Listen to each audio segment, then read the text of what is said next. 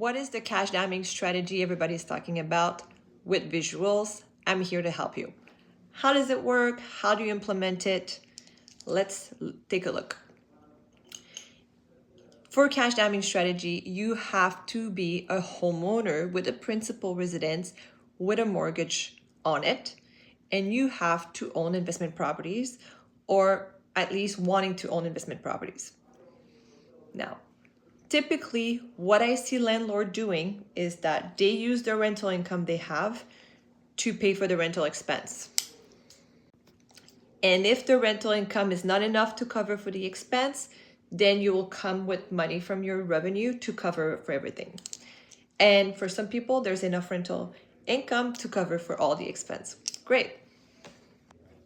However, when you're using the rental income to pay for the rental expense directly, you're missing one huge opportunity.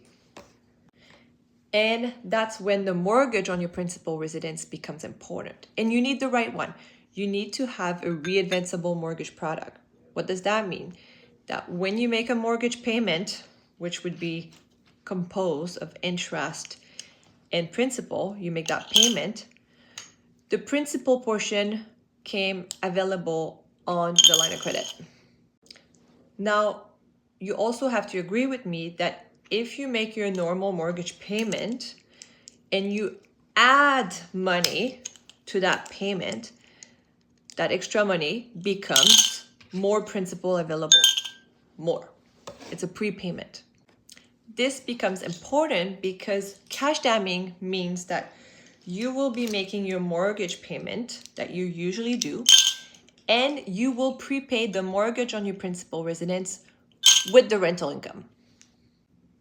Now, that rental income was used to prepay your mortgage, which means you have more HELOC room that have been unlocked.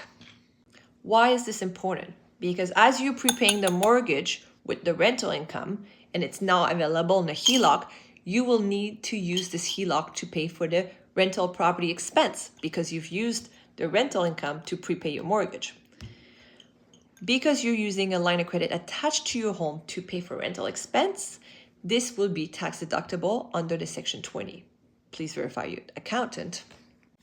This strategy will help you prepay that mortgage that's not tax deductible and unlock more tax deduction.